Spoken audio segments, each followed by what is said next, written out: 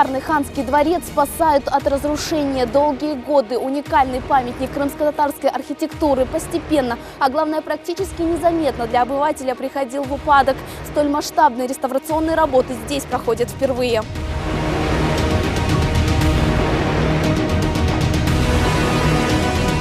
Двери северной части ханского дворца не открывали последние 30 лет. Таким памятник крымско-татарской архитектуры не видел еще никто. Находиться внутри небезопасно. Прогнившие полы, обшарпанные стены, зияющие в потолке дыры. Все это последствия реконструкции по-украински в 2006-м, о которой почему-то не говорили. После нее вся северная часть стала закрытой для туристов. И фрагменты его накренились. Это вот все следствие неосторожного обращения с землей, археологи и так далее, и так далее. Дренаж, поднятие грунта, вот все подлежит восстановлению. Это не причина с 2015 года, это причина, которая длится с десятками лет.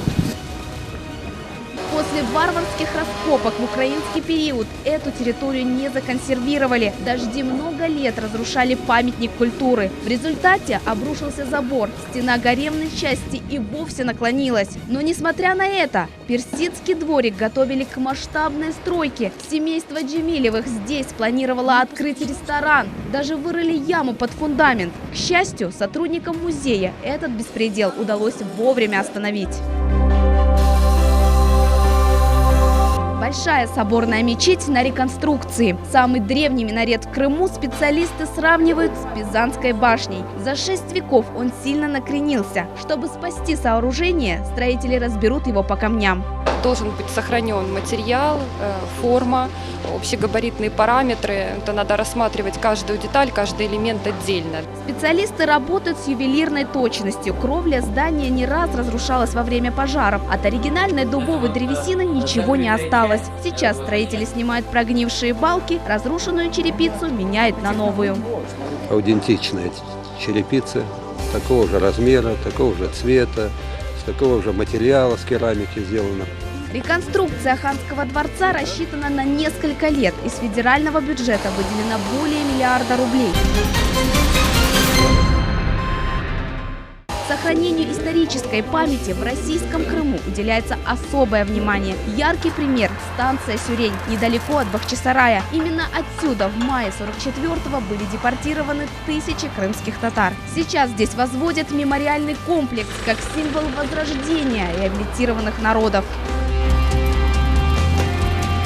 Признание этих страшных событий исторической ошибкой и восстановление прав депортированные народы ждали долгие 70 лет. В российском Крыму это один из первых указов президента. А это самая долгожданная школа Крыма. Ее строительство началось еще в 90-х, но из-за отсутствия финансирования так и не было завершено. В народе ее еще называют школой 4 президентов. Именно столько глав украинского государства сменилось за это время. И вот спустя четверть века новая страница в истории школы.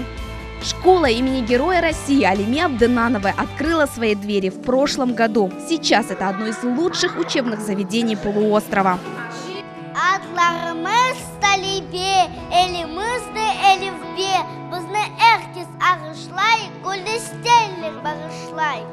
Новую школу построили в рекордные сроки за 1 год. В трехэтажном здании 2 спортзала, актовый зал, большая столовая и самые современные кабинеты со смарт-досками и мультимедийными проекторами. А главное, дети здесь могут говорить и учиться на родном языке. Новые учебники на крымско-татарском полностью соответствуют как программе, так и культуре, менталитету народа.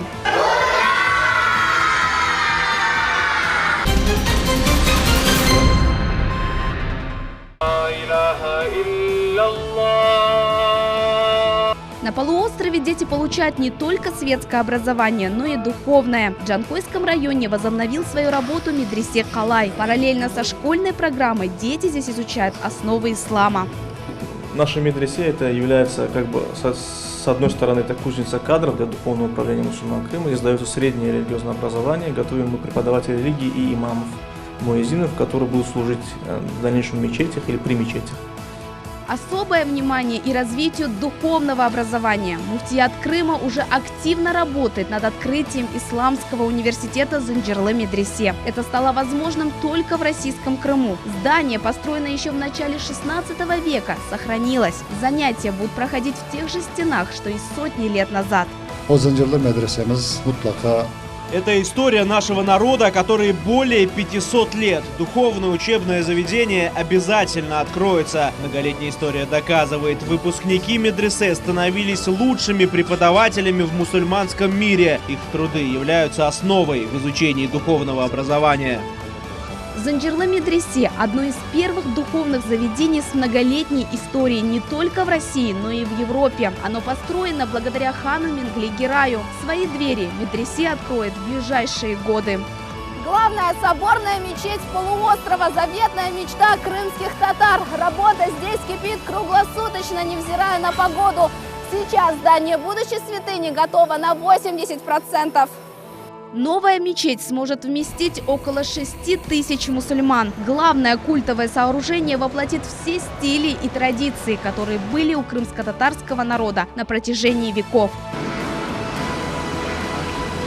Завершить строительство мечети планируют 21 апреля 2019 года, в 5-ю годовщину подписания указа о реабилитации. По всему Крыму активно восстанавливают памятники истории, культуры и архитектуры. Крым меняется на глазах. Это и есть главное свидетельство мира и согласия между крымчанами.